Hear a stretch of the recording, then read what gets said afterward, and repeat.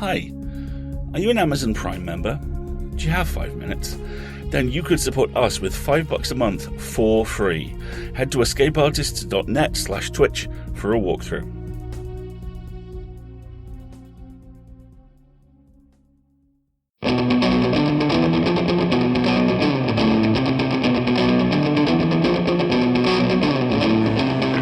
Escape Pod, Episode 865, Spider, by Patrice Sarath, Part 2 of 2.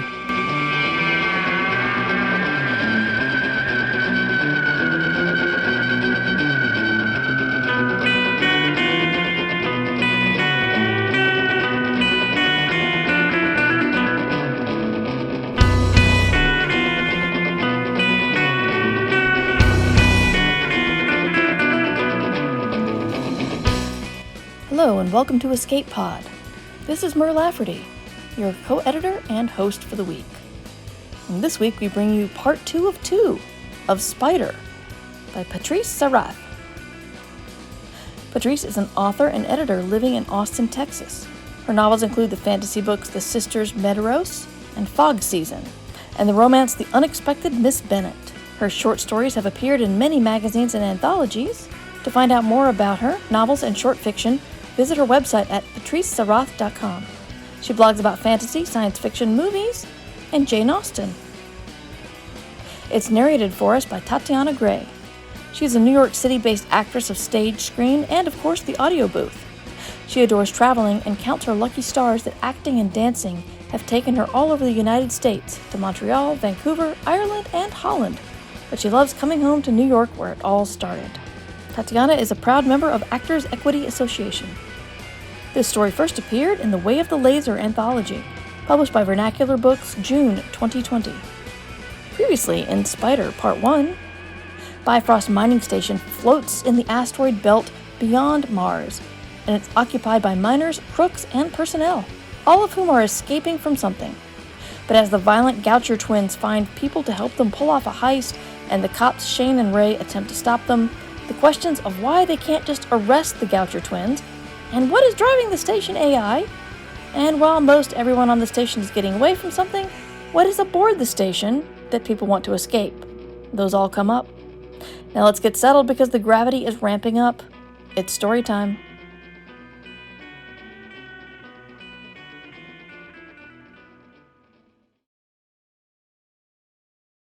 Spider by Patrice Sarath. Narrated by Tatiana Gray. Part 2. Win. Attention, attention, stay in your quarters. Attention, attention, stay in your quarters. The bloody pink light of the station alarm washed over Shane and Ray as they pushed at top speed toward the residential arm. Despite the warning, most of the station population was watching from their doorways, in various stages of ragged middle-of-the-night undress, hair floating around fluid, bloated faces. They encountered the first drifting blood drops as they rounded the corner of the miners' section. Adrift in the corridor was the body of one of the brothers, barely conscious. Shane reached him first, wrestling the body around so she could run a diagnostic. His face was battered, as if the other brother had tied him to a rail and then kept ramming an oxygen canister at his nose. She fished for his ID. Rose. "Where's Carter, Rose?" she said. His eyes fluttered, but he made no response. "Where's Medic?" Ray yelled into his mic. "What's taking you guys so long?" "On our way," came a voice from the radio. "Rose, where's your brother?" Rose made a wheezing noise. Laughter. Shane gave him a closer look. There was no way to detect a scar with his face in ruin. "Carter?"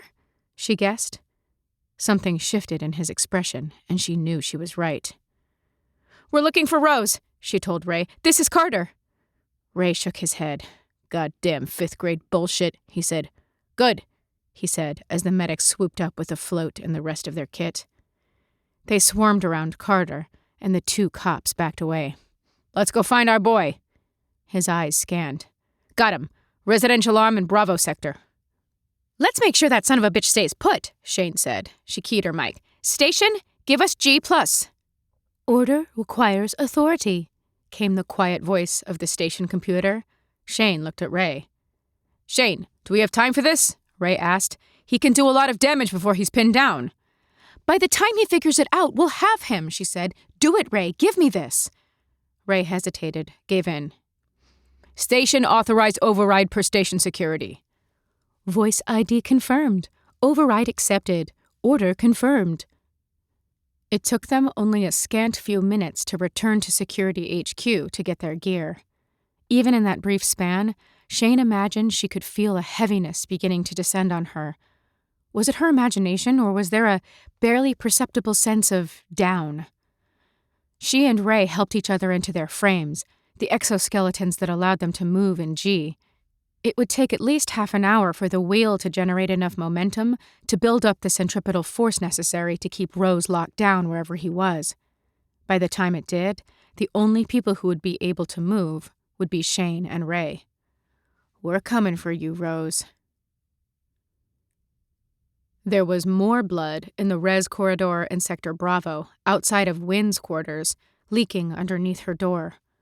Without a word, Shane and Ray looked at each other and then activated the door. Jesus Christ, Shane breathed. Blood everywhere, no longer floating droplets as the spin drew the fluids sideways and down. Most of the blood was on Wynn, unconscious but breathing.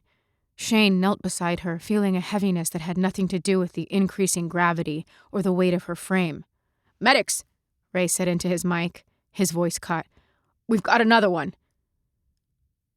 Was it Rose? Shane said. Wynn nodded. I let him in. Her words were barely audible. Oh my God, I let him in. On our way, came the voice on the comm. Wynn, why would he do this? Shane asked. He found out I slept with Carter. He told me he said I was sick to cheat on him with his brother. You're not, Shane said awkwardly, and Wynn laughed at the inadequacy of her attempt at solace. She clutched Shane's frame with bloody fingers. Listen, they're cooking up a scheme. Carter told me. Delacourt and Martinez and Hawks, they've got something going on. She fell to sobbing again, curled around herself, pressing her hands between her legs. Where did Rose go? Shane said. Wynn, do you know where he went? He said he was going to kill Hawks and the rest of them. Shane felt rage rise in her. Pure, clean fury.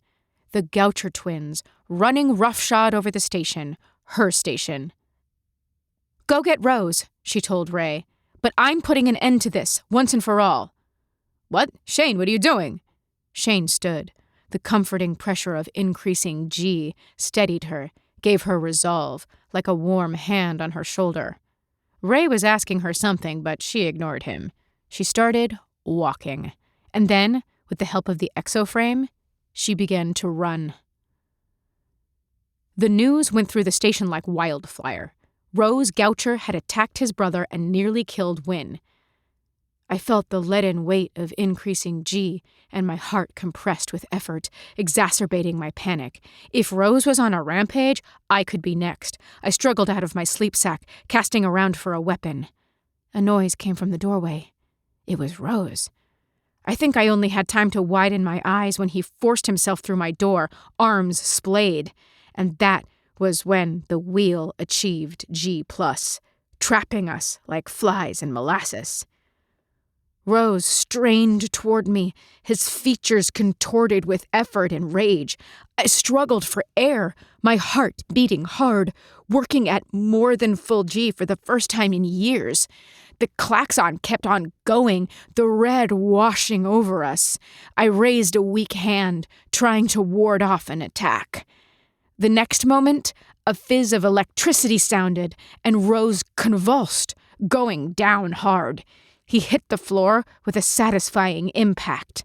The cop, Ray, stared at me over his outstretched weapon, the frame of his exo-armor bulking him up. Then he knelt and cuffed Rose's hands behind his back. The twin screamed and struggled, but he stayed down. Hawks, the cop ordered. "Get dressed and go to the station. Now." The station cop doffed his armor and stowed it, and then turned to me, gesturing to sit. I obeyed, artificial gravity keeping me in place. The door opened, and Asa came in. We looked at each other and looked away. He was impassive as always, but I could see the strain around his eyes. "Hey, Ray," Asa said. "Can you turn off the G? My girlfriend's not feeling too good, and this isn't helping. She has trouble breathing." "Sorry, Ace, it'll take a while," Ray said. He looked at me. "Wynn said you and the twins were cooking up some scheme. I would appreciate it if you would tell me what this is." "I have no idea what she's talking about," I said. He sighed, rubbing his eyes. "Yeah, the thing is, Hawks, this isn't the first time you've been at the nexus of some shady shit, and Wynn only confirmed what the AI already told us, so why didn't you tell me what's going on?" He had the distant look of a man accessing his corneal implant, then refocusing on me. I didn't say anything. Ray looked at Asa. "Is this about Evangeline?" Asa shrugged. "Ray, let this one go." "I would love to, Ace, really. But see, Wynn is a good kid. Everybody likes her. She organizes the Scrabble tournament and the karaoke, and she's good at her job. Yeah, she's into the bad boys, but who isn't? She got hurt, and she says you guys are involved somehow. There's a lot of blood on this station, and if I let this go, I have a bigger problem than you two." "Arrest the twins. Rose is the one who did this," Asa said. Ray's voice was as flat as Asa's. "You know that's not an option." "It's not like it matters, Ray. It's not like you have anyone to report to. Just let it go, man."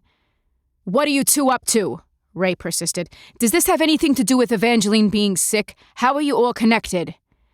Asa's face never changed, but he exhaled slow, as if it were too much to hold. "We're stealing a rock," he said. I forced a laugh. "He's crazy, officer. Don't listen to him." They ignored me. "Who's the buyer?" "We don't know." Ray looked at us for a long time, the ugly fluorescent ghoulishy lights illuminating his face. "You fucking idiots," he said after a moment. "Do you know who you're going up against? Do you think the company is going to let a bunch of goddamn space monkeys steal a fucking rock? You think you can just sit down and steal an entire asteroid out from under the Bifrost Corporation and they aren't going to notice?" He was screaming now, slamming his fist down onto the table. I flinched with each blow. In the tumult, no one noticed that console alarms had been going off for a while, until Asa turned to look at the flashing blue light. Ray's tantrum broke abruptly. "What?" he snapped. "Unauthorized shuttle launch," came the pleasant voice of the AI. "Evangeline Martinez has bypassed protocol to take shuttle B-167 out of dock." AI. Shane climbed down the vertical tube to the control room, suspended under the station superstructure, shoulders touching the sides of the tube. The rungs extended below her, the track lights gleaming off the metal passageway with simulated daylight. In normal 0G, she would have zipped along head first, her brain orienting her to think she was going up. In G+, she went feet first. The central nervous system of the station was a huge globe that was suspended beneath the arms. The spider sat in the center of the web. Shane climbed, not thinking about how she was going to get back, not thinking about how she looked like a tiny fly crawling along a central line of silk with a giant spider at the center. Her mag boots clanged against each rung until she stepped down onto the top of the globe, the airlock at her feet like a watching eye. Even with the help of the frame, she was wheezing by the time she made it. Shane collapsed onto her knees, pulling air into her lungs until finally her heart slowed and her breathing became normal. She slapped at the airlock controls, and the door irised open. "Hello?" Shane called out, wondering where everyone was. The globe was empty, but there was the hum of machinery and electronics. There was a faint breeze and the smell of organic material, part of the station's power plant. It was incongruous, the smell of shit in this antiseptic place. The globe was lit with UV lighting, but there were no desks or chairs, just blank walls and floors, in a polished curve of metal, the same color as the floor. The hum came from within the walls. She stood inside the computer system that ran the station. "Hello?" she called again, feeling absurd. Where were the station officials? Where was admin? A signal came across her contact lens receiver. "Officer Harris," came a pleasant male voice, vibrating slightly in her temple. "Why are you here?" "Who is this?" Shane said, trying to control the slight shake in her voice. "Where are you?" "I am the AI of Bifrost Mining Station. I am all around you, everywhere on this station. You might say I am in your head." There was the faintest ghost of a laugh, and something flickered behind her eye. "I need to talk to the people, to admin, the station officials. Where are they?" "They are not here. Why are you here?" "I'm here because I need to understand." The AI was silent, so Shane pushed on. "Who is protecting the Goucher twins? What is the scheme they've got going on?" "That information is reserved for admin." Shane wanted to scream. "Answer me! Why can't I arrest Rose?" "That is up to admin to decide." "Fine, let me talk to admin." "Admin is not here." "Yeah, I got that. Where is admin?" "Admin is not here." Shane rolled her eyes. "Is admin on the toilet?" she said, deeply sarcastic. The AI did not answer. Somehow that angered her more than ever. "Is admin on the fucking station?" she shouted. "Admin is not on the fucking station." Shane found she had nothing to say. Her legs collapsed, and she sat down in the center of the globe, in the middle of the floor. Abandoned. They abandoned. Left us out here. We're all alone. She folded over, touching her forehead to her knees. Her pulse throbbed, and she made to dose herself, then thought no. God help her. Her heart felt as if it would pound right out of her chest, but she needed to understand. If ever a time there was to be anxious, she thought with asperity, this would be it. She pushed to her feet, shading her eyes against the light. "If admin is not on the station, and admin is not here, where is admin?" The AI was silent. "Are you admin?" Shane remembered arriving, over a year ago now, disembarking from the supply ship that had carried her from Earth to Bifrost in just over 8 months.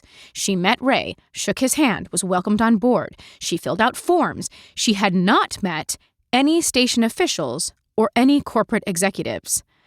"I just assumed." "I am not admin." "Are Carter and Rose admin?" "Carter and Rose are not admin." "What are they? Why can't they be arrested?" "They are enforcement." "Ray and I are enforcement," Shane corrected. "What are Carter and Rose?" "They are enforcement." "No," Shane said. "Carter and Rose are violent criminals." The AI was silent.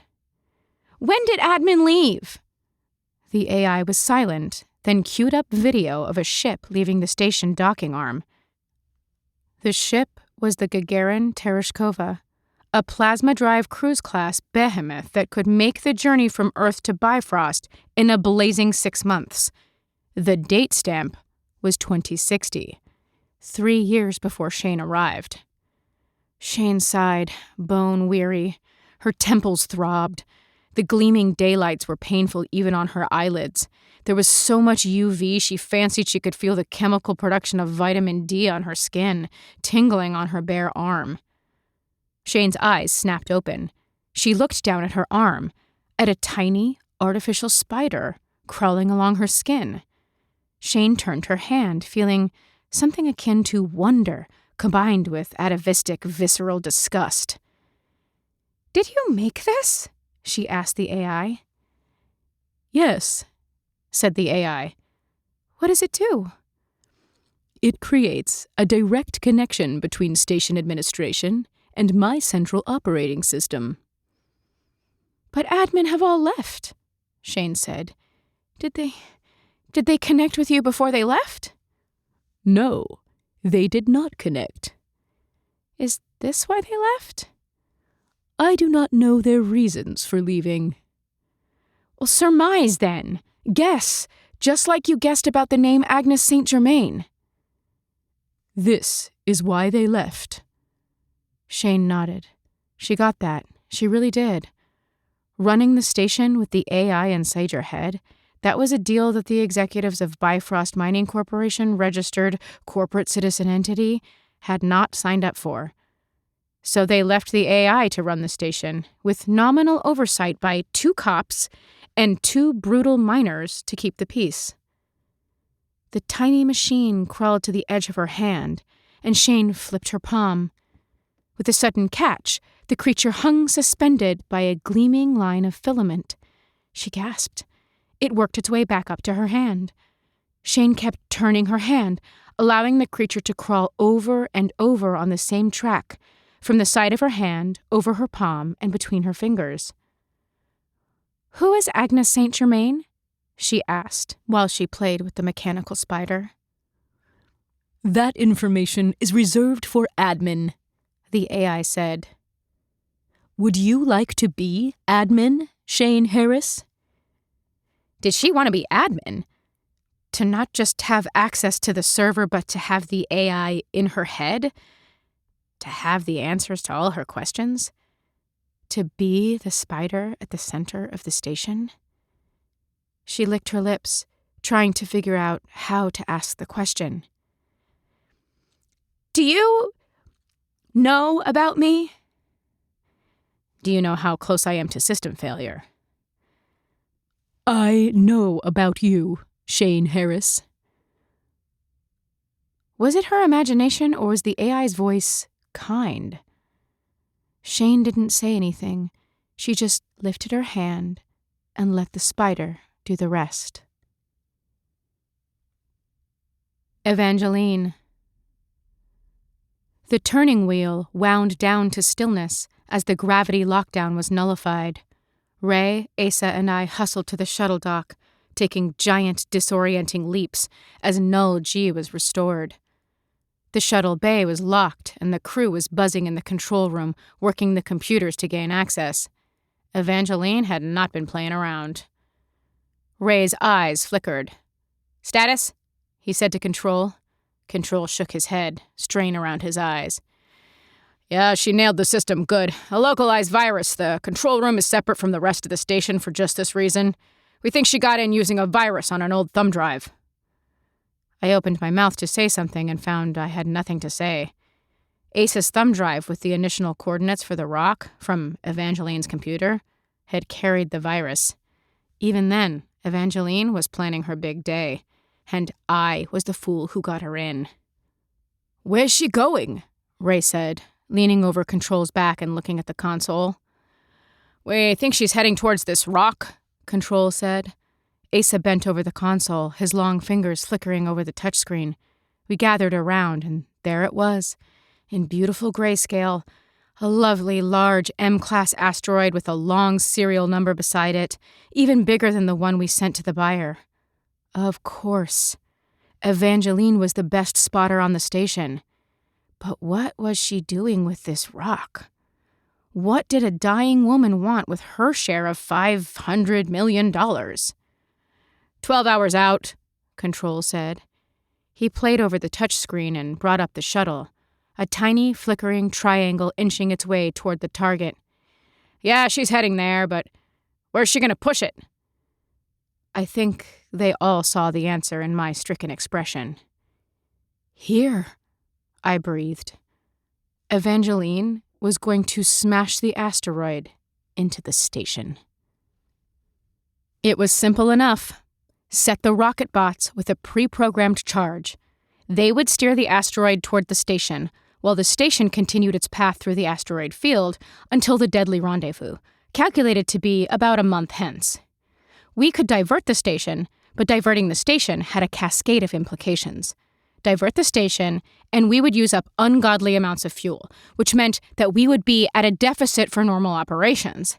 Then the supply ships would have to expend their fuel accordingly to make a new rendezvous point. Divert the station, and the extensively calculated route through the asteroid field would have to be recalculated at great expense. The corporation would go bankrupt.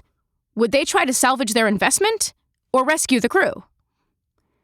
I had a sudden, vivid image of the Spider sailing off beyond Jupiter with 1,000 dead miners on board. Evangeline Martinez was going out with a bang, and she was taking the corporation and the rest of us with her. I felt the nudge as the docking catch released, and we slid from the shuttle bay. The stars blazed eternal, and Jupiter hung somewhere off my shoulder.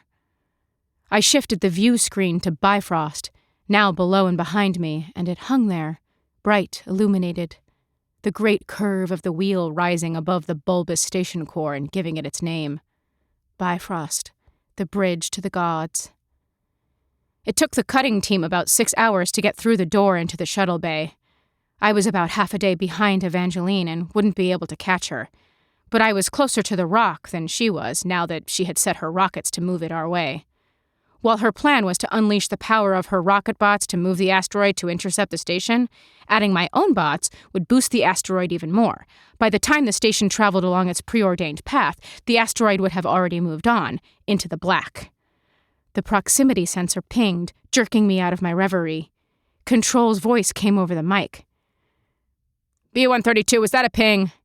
Affirmative. Visual shows nothing. Then another ping, and the computer voice.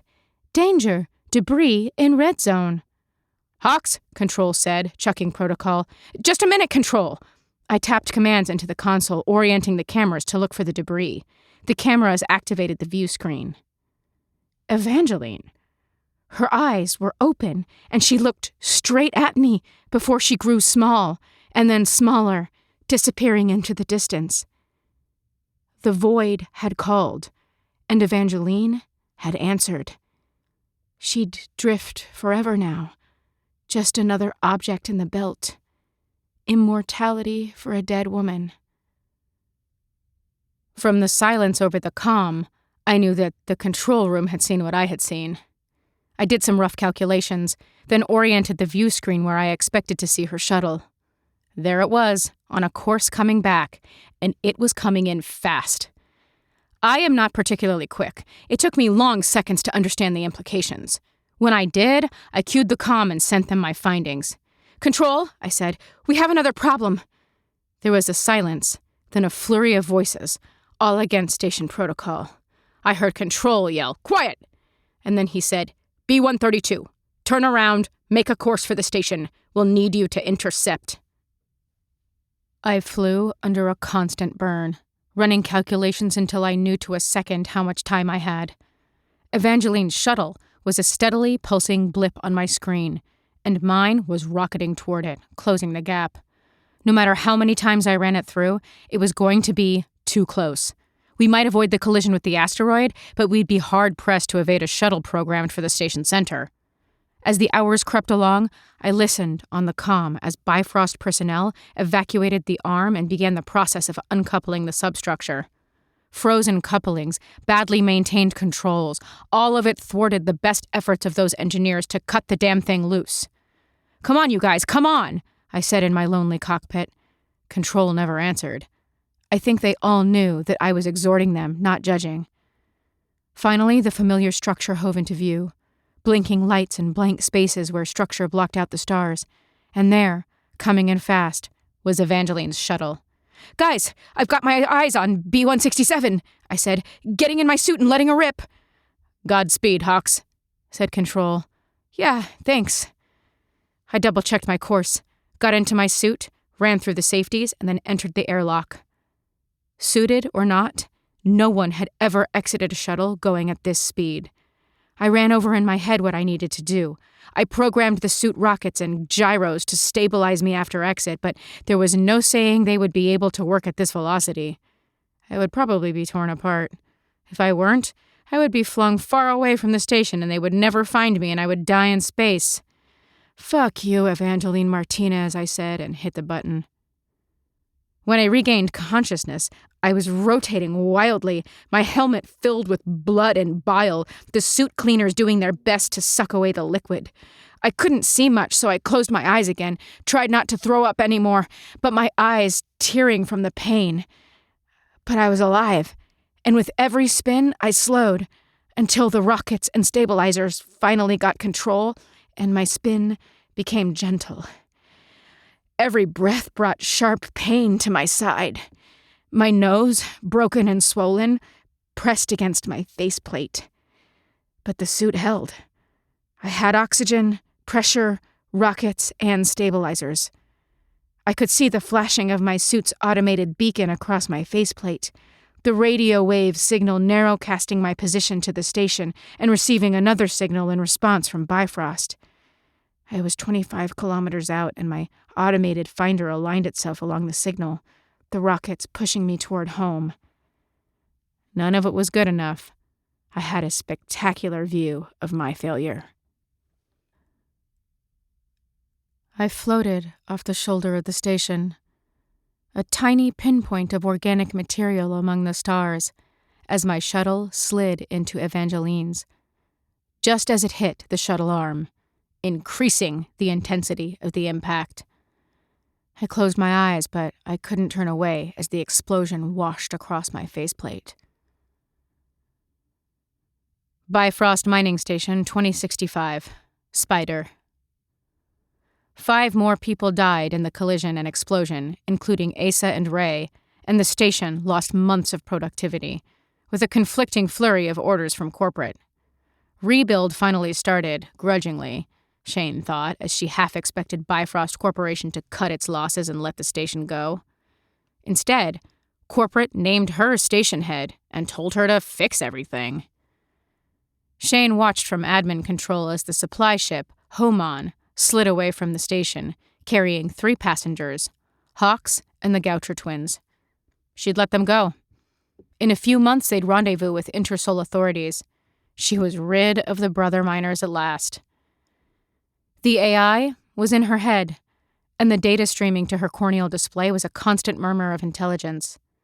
The spider nestled just inside the bone over her left ear, where it could most easily transmit.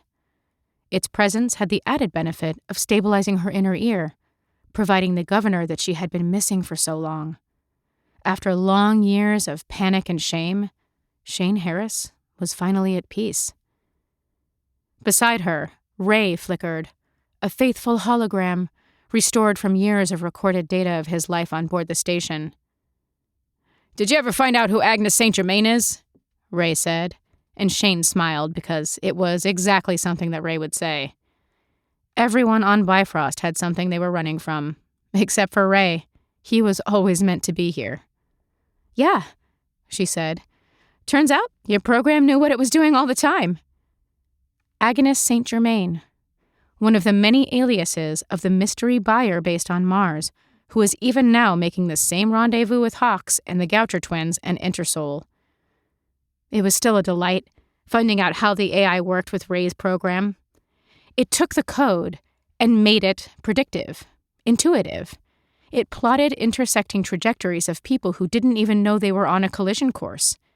There were 10 billion people in the solar system, and the AI used all that data to map where they were going to be, spinning filaments of connections between each one, shining lines of data that pulsed with each connect and disconnect.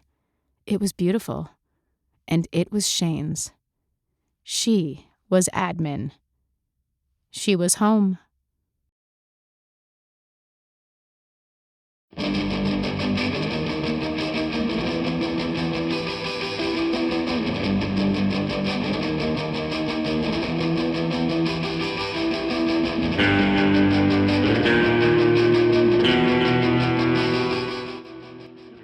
And that was Spider, Part 2 of 2, by Patrice Sarath. About the story, the author has this to say. This story is a prequel of sorts to my short story, Murder on the Hamen, published in Futuristica in 2016. It took on a life of its own when the characters came marching in demanding to tell their side of the story. I didn't know that I'd be meeting Shane, Evangeline, and Asa when I sat down to write this, but I'm really glad I did. I think stories like this feed into the love of Westerns for people who don't like Westerns. Taking a motley group of folks, putting them far from civilized areas, and having them deal with crap when they know no one is coming to save them, that kind of story speaks to a lot of people. When there's a force at work that people can't identify, those make for the most perplexing stories, as the reader really feels for the characters, because neither of them know what's going on. The issues of mental health touched on in this story aren't often brought up in science fiction, when they're all too common in our real life. But a story where two broken people, even if one is an AI, find each other to become stronger is always a good read for me. And sometimes stories that you think are about people running away from something end up being about people running towards something else. Escape Pod is a production of Escape Artists Incorporated and is brought to you under a Creative Commons Attribution, Non-Commercial, No Derivatives license. All other rights are preserved by our authors, and our music is by Daikaiju, DAIKAIJU.com. We rely on the donations of our readers so that we can pay our authors, our editors, our staff, and everybody involved with this entire project. And you can help us out at patreon.com/EAPodcasts or at our website, escapepod.org. That was our show for this week. I leave you with our quote from They Might Be Giants and their song, well, Spider. Spider, we love you, Spider. Spider, get rid of. Spider must stop. Spider, he is our hero. Thanks for listening. We'll see you next week. Have fun and be mighty.